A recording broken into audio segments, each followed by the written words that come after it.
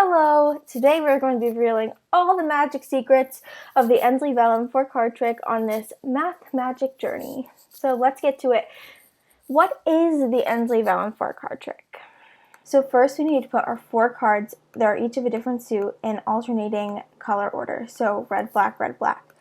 And then we need 1 dissenter. So the dissenter is the card that faces the opposite direction from all the other cards. And so our dissenter in this scenario is going to be the spade. So I'm going to flip the spade over, it's facing the opposite direction. So now we have 2 moves that we can do. We can either rotate the card, so it just takes the top card, so the leftmost card, and it takes it to the bottom of the stack.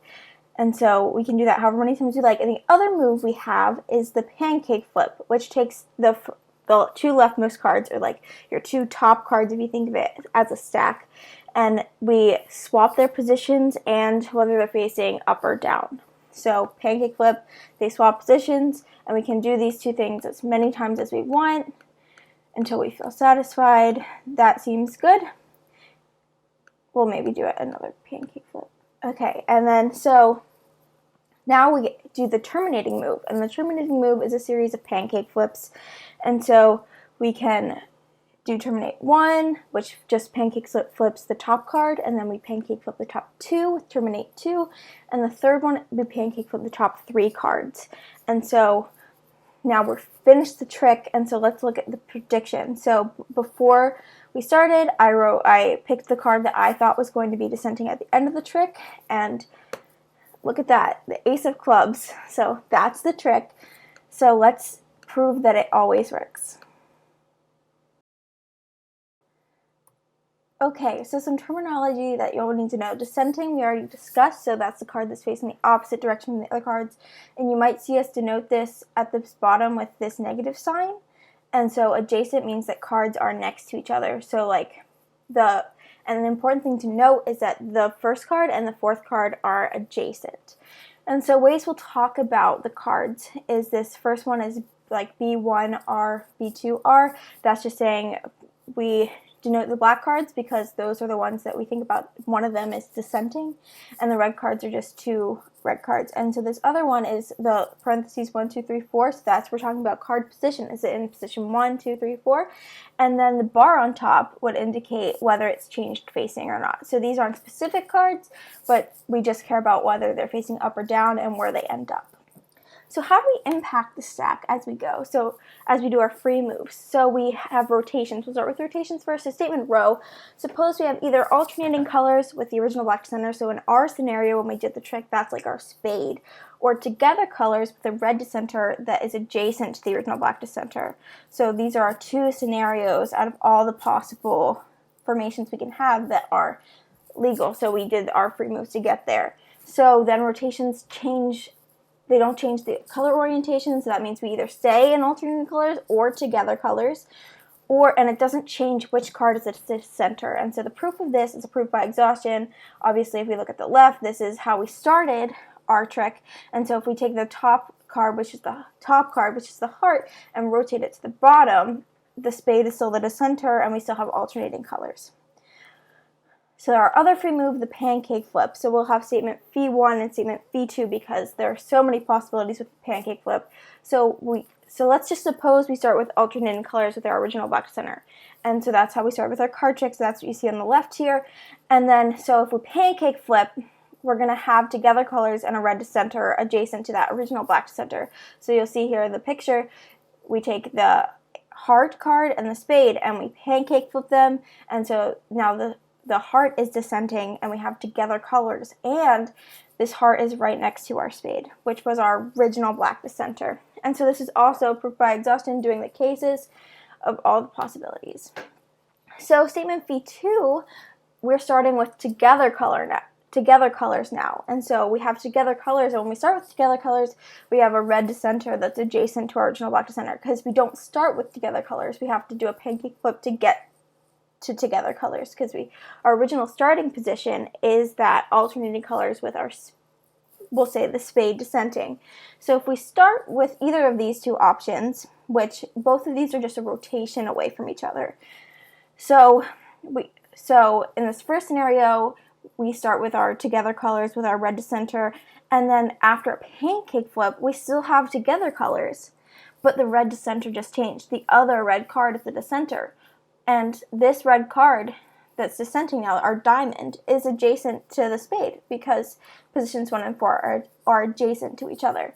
And so this other scenario, we still have together colors with the heart dissenting, but when we do our pancake flip, we pancake flip the club and the diamond, and so they swap places, and it's really hard to see in the picture, but since we swap places, the club is now where the diamond was, and so we have alternating colors, and our spade's facing the opposite direction as all the other cards.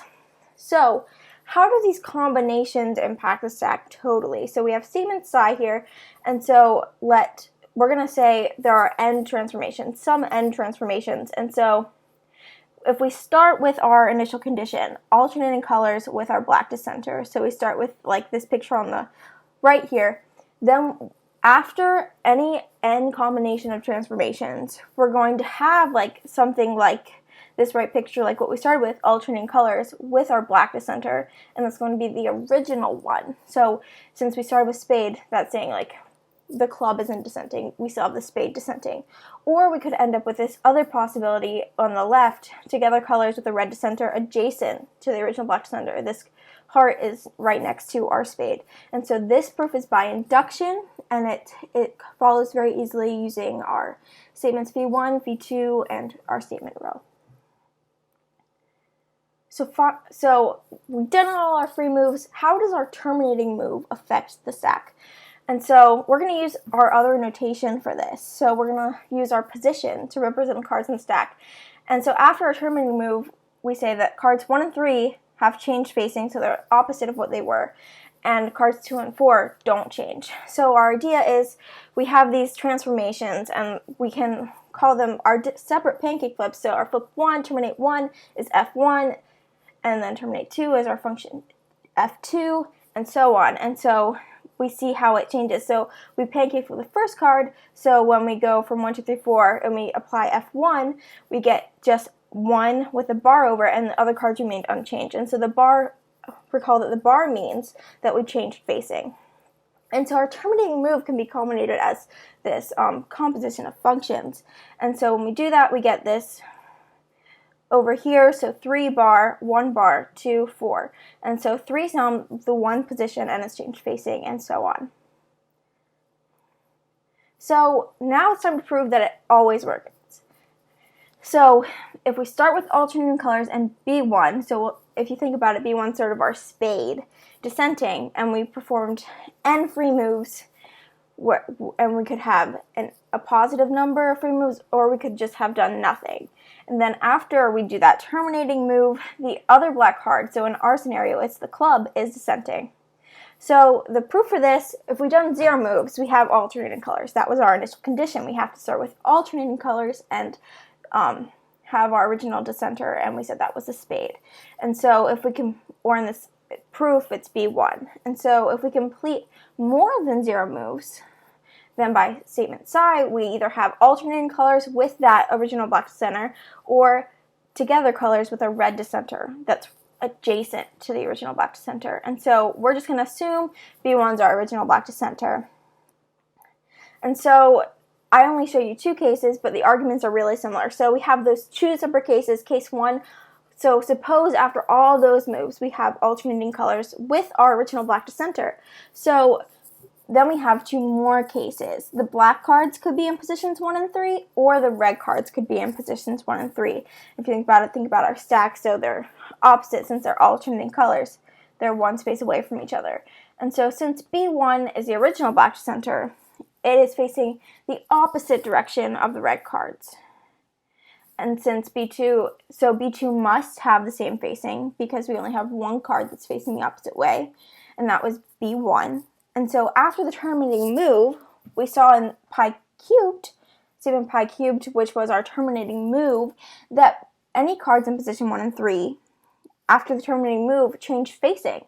So B1 now has the same facing as those red cards, and B2 is in the opposite direction. So B2 is now our dissenter by definition.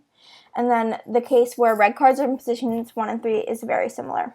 So our other case, suppose after all those three moves we have together colors, and we're going to use a new notation since now we care about the red cards, right? One of them is dissenting, we want to track it. We're going to call that RD for red dissenter, and then likewise the other red card is RN for non-dissenter. And so and it's important to note that RD is adjacent to our original black dissenter, as it was in all of our proofs thus far. So if RD and B2 are in positions 1 and 3, right, B1 can't be because we know it's adjacent to RD.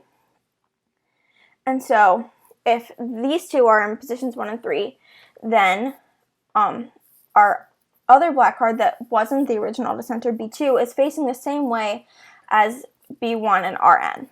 So since RD center is facing the opposite direction of all those cards, and since they're in positions 1 and 3, we know they change facing.